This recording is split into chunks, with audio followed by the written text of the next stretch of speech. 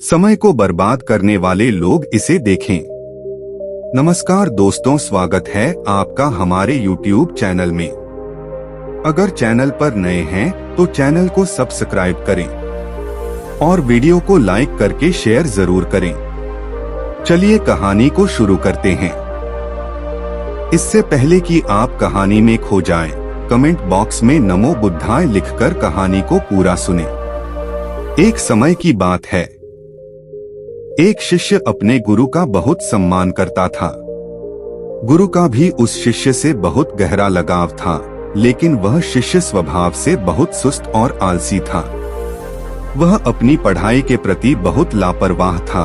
वह अक्सर आज के कार्यों को कल के लिए टाल देता था और किसी भी तरह की जिम्मेदारी से भागने की कोशिश करता था। अपने शिष्य के इस आलसी स्वभाव को बढ़ता देख गुरु और भी चिंतित हो गए। उन्हें चिंता होने लगी कि कहीं मेरा शिष्य अपने आलस्य के कारण जीवन संघर्ष में पराजित न हो जाए, क्योंकि गुरु जानते थे कि आलस्य में ही जीवन संग्राम करने की सारी शक्ति है।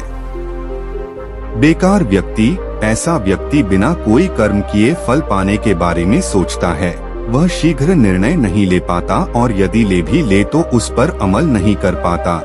ऐसे व्यक्ति को अपने आसपास या आसपास के वातावरण का भी पता नहीं चलता, या उसका वातावरण न ही भाग्य द्वारा मिले अवसरों का उचित लाभ उठा सके। गुरु ने अपने मन में अपने शिष्य के इस सुस्त स्वभाव को खत्म करने के लिए एक योजना बनाई।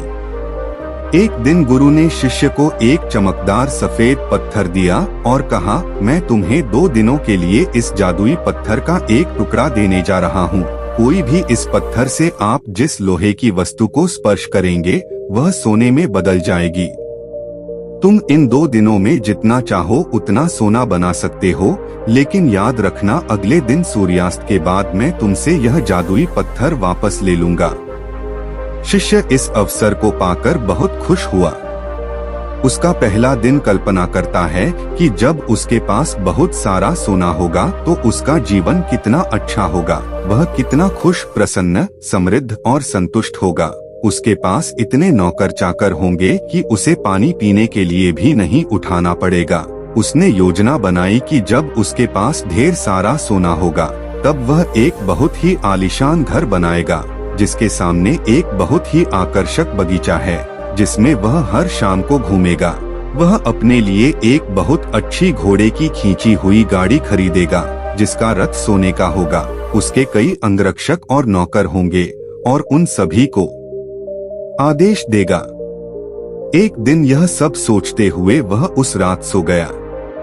फिर अगले दिन सुबह जब वह उठा तो उसे अच्छी तरह याद आया कि आज लोहे से सोना बनाने का दूसरा और आखिरी दिन है।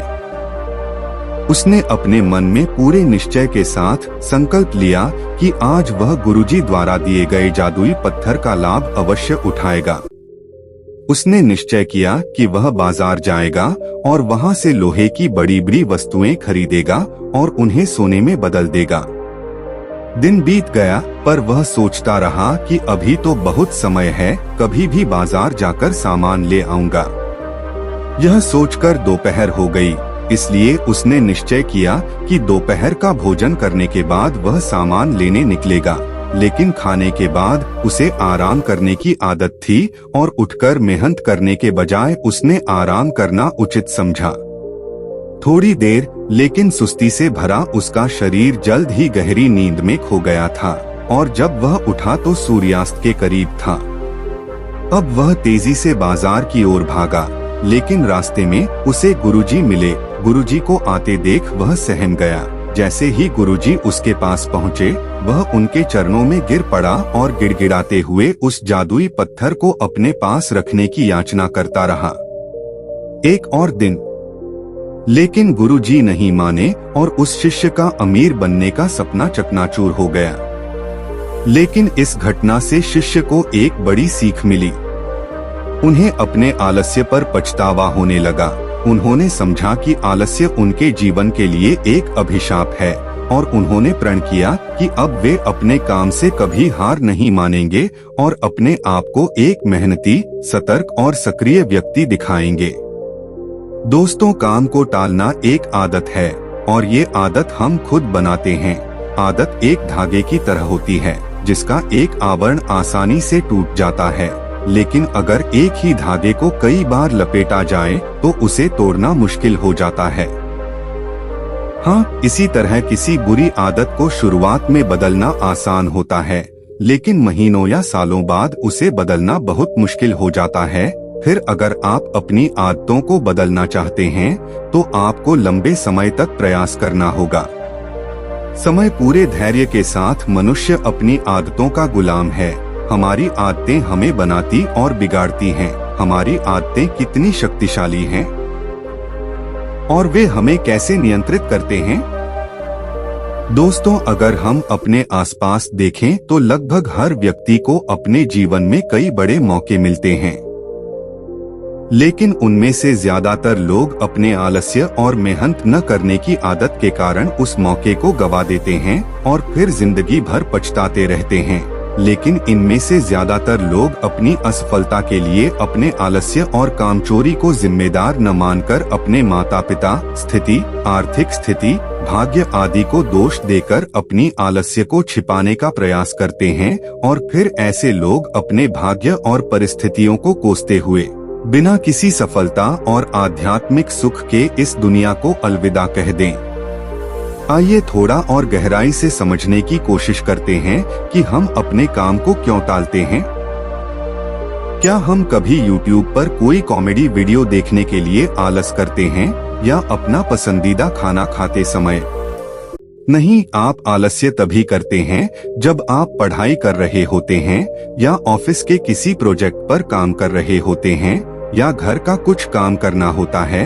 मूल रूप से हम गंभीर चीजों के बारे में आलसी होते हैं, जिसे करने के लिए हमें शारीरिक या मानसिक रूप से कड़ी मेहनत करनी पड़ती है। अब अगर आप काम को टालने से बचना चाहते हैं तो इससे आपको बहुत मदद मिलती है। काम की समय सीमा, काम पूरा करने का एक निश्चित समय या एक निश्चित तारीख। मान लीजिए कि आप एक कार्यालय कर्मचारी हैं और आपके बॉस ने आपको एक कार्य दिया है जिसे आपको कल तक पूरा करना है, तो आप पूरा दिन आलस्य में यह सोचकर व्यतीत कर सकते हैं कि अभी भी एक पूरा दिन शेष है, लेकिन तब आप रात भर जागकर उसे पूरा कर लेंगे। प्रोजेक्ट, क्योंकि कल आपको वह प्रोजेक्ट देना है, क्योंकि कल के बाद आपके प्रोजेक्ट का कोई महत्व नहीं रह जाएगा। तो यहाँ उस काम को टालते हुए भी समय पर पूरा किया, क्योंकि यहाँ आपके सामने डेडलाइन थी, फिक्स टाइम था और काम पूरा हो गया। काम करने का यह तरीका आप अपने दैनिक जीवन में भी अपना सकते हैं कि अगले 1 घंटे या 1 दिन में मुझे इस काम को पूरा करना है। काम को टालने से बचने का यह बहुत अच्छा तरीका है। मैं खुद भी इस तरीके का इस्तेमाल अपने रोजाना के काम को करने के लिए करता हूँ। समय पर कार्य। दोस्तों, हम क्या करना चाहते हैं और अभी क्या कर रहे हैं, अगर इन दोनों में बहुत ज्यादा फर्क है तो हमारे अंदर एक लड़ाई शुरू हो जाती है। तो यह हमारे अंदर तनाव और अशांति पैदा कर देती है। आलस्य एक ऐसी चीज है जो इंसान करता तो है लेकिन करने से कभी खुश नहीं होता।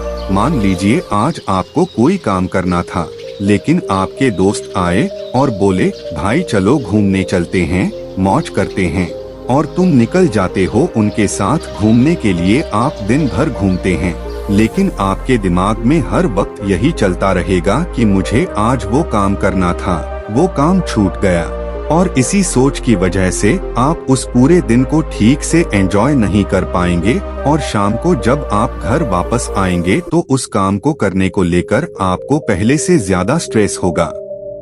तो इस तरह से आपका काम भी नहीं हो पाएगा, हो जाए न मौज मस्ती कर पाए और पूरा दिन भी बीत गया।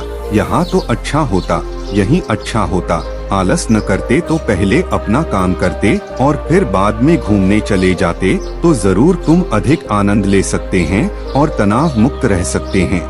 एक बात और गौर करने वाली है कि काम को टालने से हमें ग्लानि होती है। जब काम टालने से हमें खुशी नहीं मिलती तो काम क्यों टालते हैं? इसके पीछे 5 बड़े कारण हैं। पहले तो आपको जो काम करना है और उस काम का जो फल आपको मिलेगा, अगर उस काम का फल मिलने की संभावना बहुत कम है तो आप उस काम को टालने की कोशिश करेंगे, क्योंकि आप में उस काम को करने की प्रेरणा कम हो जाती है। दूसरा, कोई ऐसा काम जो आपकी आवश्यकताओं के अनुरूप न हो या आपको वह काम करना अच्छा न लगे तो आप उस काम को टालते चले जाएंगे। तीसरा कारण, यदि यह आपके लिए आवश्यक नहीं है या करने का कोई बड़ा कारण नहीं है तो आप उस कार्य को टालते रहेंगे। चौथा, यदि हमें किसी काम को तुरंत करने का लाभ मिल जाए तो हम उस काम को करने से ज्यादा उस काम को करने के लिए उत्साहित होंगे जिसका हमें काफी समय बाद लाभ मिले, और फिर हम ऐसी चीजों से बचने की कोशिश करते हैं। पांचवा, असफलता का डर। अगर किसी काम में हमारे असफल होने की संभावना अधिक है तब भी हम उस काम को टालने की कोशिश करते हैं।